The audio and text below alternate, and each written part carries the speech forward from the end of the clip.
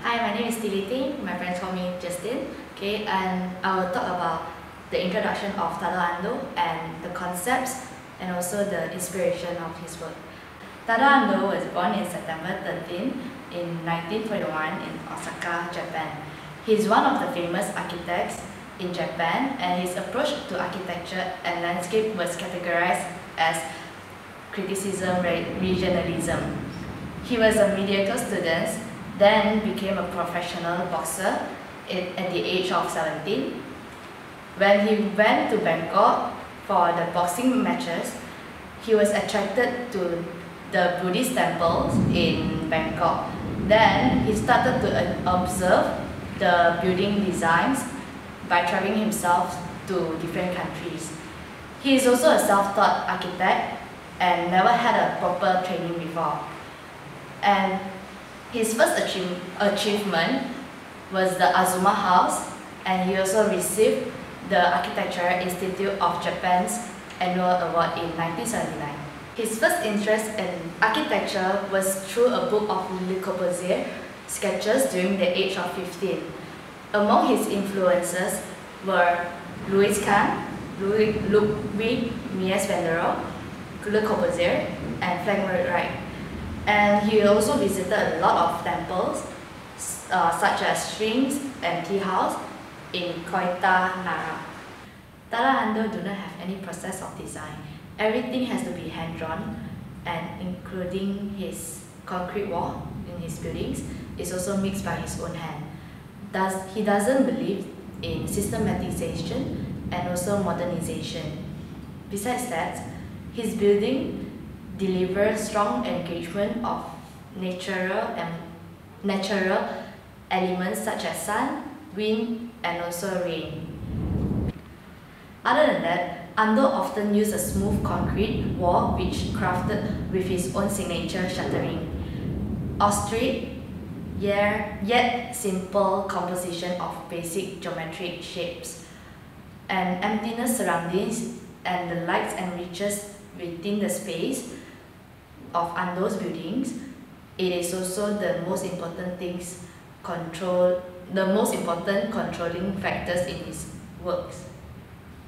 Hi, my name is Preston Liew, and now I'll be introducing you Tadao Ando's most famous designs, which includes the Azuma House, the Church of Water, and the Church of Light. But for now, I'll be talking about the Azuma House only. The Azuma House is a row house located in Sumiyoshi, Osaka, and it is actually sandwiched between two regular traditional wooden row houses. And in a way, it stands out because Tadao Ando uses his reinforced concrete to build the whole house, and it's ornamented by his famous shuttering, which is the evenly spaced holes on his concrete.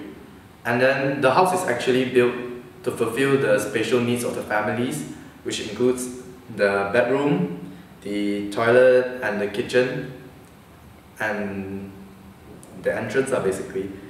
And now the house is actually a symmetrically balanced rectangular shape, and it's divided equally into three parts, which includes the family's bedroom and the kitchen on below, and the inner courtyard, and then the entrance and the family's bedroom again. So this is basically how Tadao Ando designs his whole house. And now I'll be talking about his design principles and elements, like basically the whole concept of the house. And the first one is aperture. Aperture means openings. Tadao Ando has large panel of glasses facing east and west, which is the sun's orientation, which means the house receives abundant light during the day and during the evening. The next one would be contrast. The house is actually built on concrete.